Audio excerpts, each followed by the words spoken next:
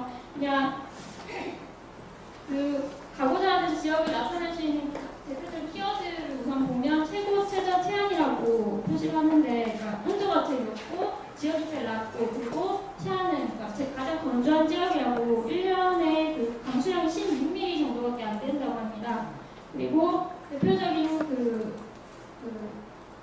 것들이 하얀 산, 그 설계에서 불타는 산으로 유명한 산이 있고, 당나라 때 만들어진 베제클리프 촌불동과 그리고 오아시스라는 지형, 그러니까 만년설이 녹아내린 그 물을 지하로 끌어들여서 밑으로 수로를 타서 물을 사용할 수 있게 만든 그런 운하 구조가 있고요. 카레지라고. 그리고 여러 가지 보여드리면서 말씀드리는 게 더 좋을 것 같습니다. 기본적으로 우리가 가는 루트는 이렇게 진행이 되는데,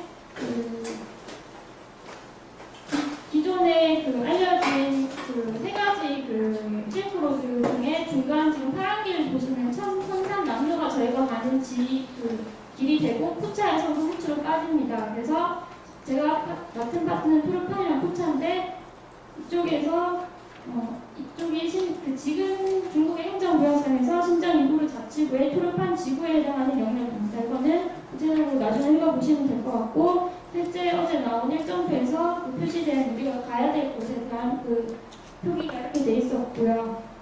그래서 실제 일정대로 번호를 보시면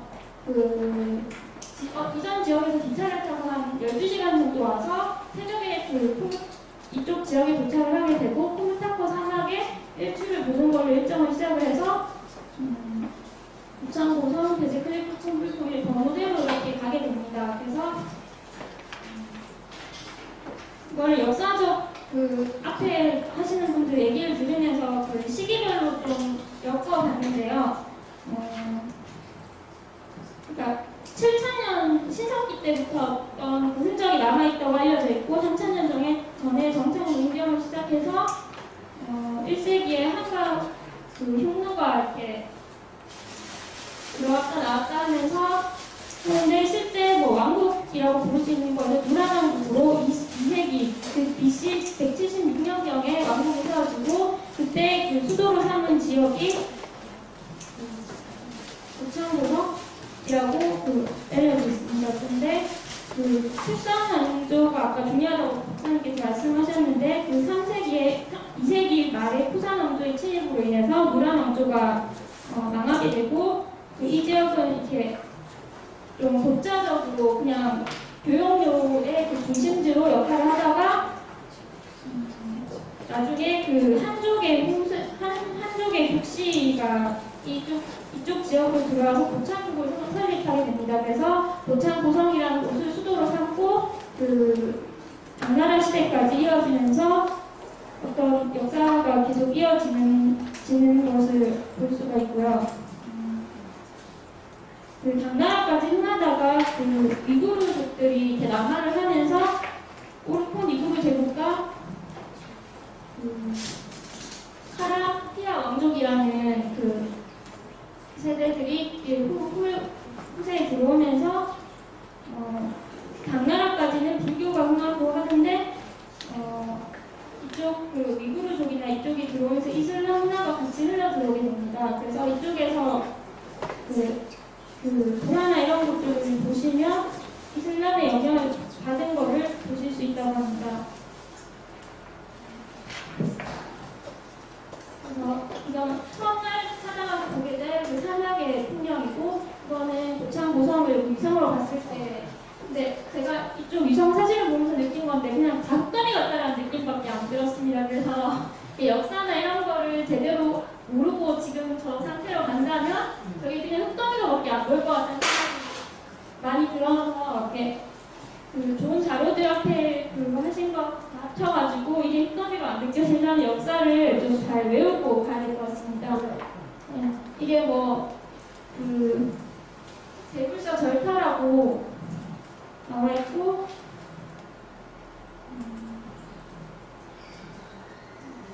자세한 사항은 읽어보시면 될 것 같고요. 이게 다 반복되는 자료 다른 사람들이 다녀오면서 다른 시각에서 한 거고, 이게 당나라 때 가장 흥했던 지역이고, 당나라 사람들의 고위 관료들의 무덤이 아스타나 고분군이라고 해서 나와 있습니다. 이때 여러 가지 유물들 중에 일본의 그때 침략자가 넘기고 간 이런 토끼 여의도 같은 게 우리나라 지금 국립박물관에 소장이 되어 있다고 하고요.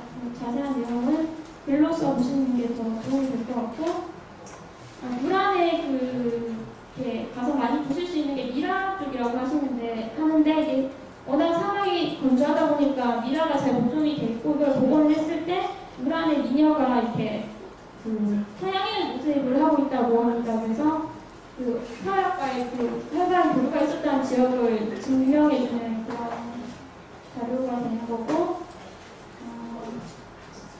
그래서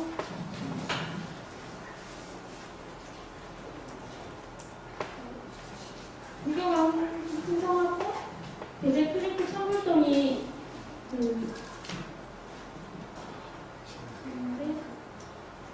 이거는 서유계에 나타나는 화현상입니다. 그래서 실제로 가서 보면 저게 붉게 타오른다, 붉은색으로 보인다고 하는데 철 같은 그런 원소들이 있어서 그렇다고 하는데 정확한 지질학적인 자료는 찾지 못했고요.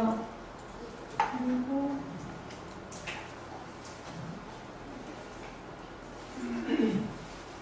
정수일 씨가 낸 책이 아주 많은데 제가 책을 제대로 못 봐서 지금 우선 인터넷 자료로만 정리를 해서 내용이 미흡한 것 같습니다. 네, 국립중앙박물관에 가면 청불동에서 뜯어온 많은 벽화들이 전시가 되어 있다고 하고 거기에 관한 내용을 정리를 했으니까 살펴보시면 될 것 같고, 실제 그래서 여기서 볼 수 있는 벽화보다 우리가 국립박물관에서 볼 수 있는 게 더 많다고 합니다.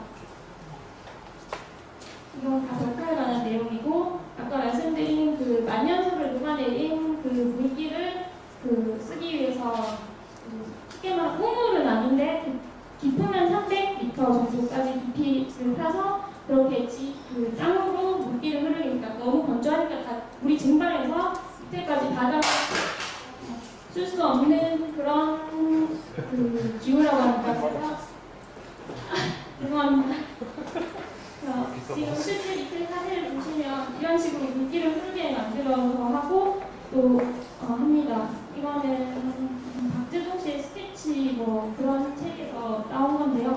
실제 이렇게 구멍을 많이 파놓다 보면 흙이 이렇게 수렁이 돼가지고 물기를 막히는 경우가 많다고 합니다. 그래서 그런 거를 흙을 퍼낼 수 있는 우물 같은 형태로 이런 식으로 기구를 설치해 준다고 하고, 그리고 이게 원래 제일 먼저 나왔던 역사적으로는 교화고성이 모창고성보다 더 먼저 나왔는데 제가 헷갈려서 앞뒤가 좀 바뀌었습니다.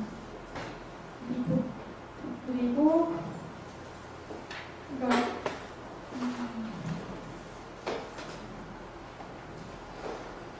두 가지가 투명판에서 볼 수 있는 그런 내용들이고, 워낙 건조하니까 더우면 밖에 나가서 그냥 자고 당구대가 밖에 있을 정도로 건조한 날씨가 납니다. 바람이 많이 부는지 풍력 발전을 이용한 현대의 모습을 볼 수 있고, 그리고 이 지역의 특징이 세계에서 두 번째로 저지대라고 합니다. 그래서 분지 형태 중에도 가장 낮은 지역의 아이빙호라는 연기가 많은 호수가 있고요.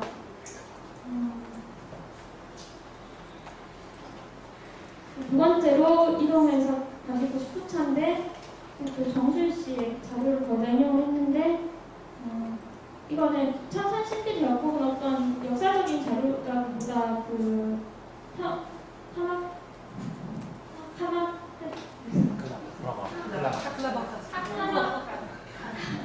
사막이랑 천산 협곡이 이렇게 비치면서 이루어진 지역이라고 해서 대역곡이 이루어진 습곡을 볼 수가 있고, 실제 들어가면 이런 형태의 형상을 볼 수가 있다고 합니다. 그리고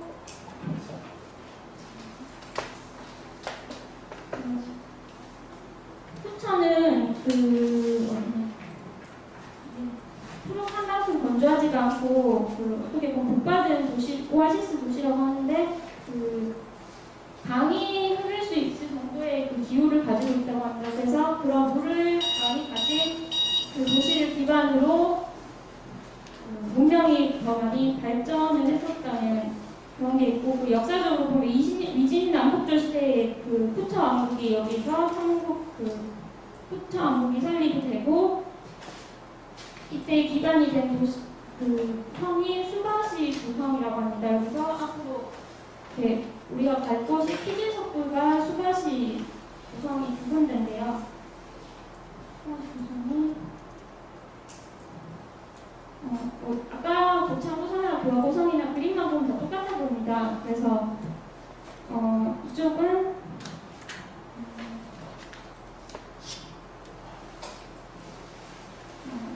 삼 3세기에 했고 푸르판 지역처럼 6세기 당나라와 맞물려서 융성을 한 다음에 그때 또 역사적으로 살펴볼 수 있는 게 앞에 해초나 해초 얘기를 말씀하셨는데 727년에 왕후 천수 국전에 이 푸차 지역에 들렸다가 갔다는 기록을 우리가 확인할 수가 있습니다. 그리고 현장스님의 대담 서역 뒤에서도 이 푸차 지역에 대한 역사적 언급이 있어서 사료를 확인을 할 수 있는 지역이고요. 그리고 9세기 이게 당나라 이후로는 이쪽 분해가 다 쇠락을 해서 거의 자료가 없는 것 같고 그냥 독립적으로 그냥 어떤 오아시스로서의 역할만 한 걸로 저는 이해가 되고 있습니다. 그리고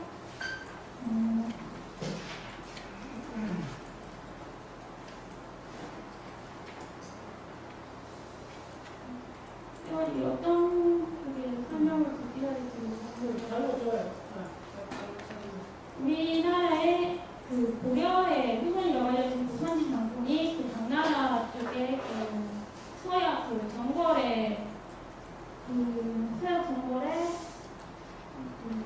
공을 세워서 원정을 해서 이만큼 공을 세웠다는 그런 역사적 사실도 알려지고 있고, 그리고 중국에 있는 가장 큰 4가지 석굴이 있는데 우리가 익히 알고 있는 동황 석굴은 본황 석굴이 있고 옥먼, 원장, 그리고 키질 석굴, 지금 여기 푸차 지역에 있는 키질 석굴이 4대 석굴 중에 하나라고 합니다. 본황 석굴을 중국 석굴로 대표적인 것이라면 키질 석굴의 특징은 인도나 서양의 미술의 특징을 많이 반영을 하고 있어서 엄청난 교역이 있었다는 사실을 관증하는 곳이라는 것입니다. 이런 거는 예전에 있었던 거고, 푸차 불교에 대해서 어떤 박사 학위하시는 분이 내용을 정리를 한 게 있어서 그냥 간단하게 말씀드리면, 소승불교가 소승불교를 주로 대고 피웠다는 그런 얘기가 있는데 사실은 그런 게 아니다라는 얘기랑, 그리고 아까 계속 말씀하시던 그냥 가장 유명한 구마라스의 근본 고향이라고 해야 되나? 그런 동네로서 이쪽에 불교 서적 의미가 있는 지역이라는 것.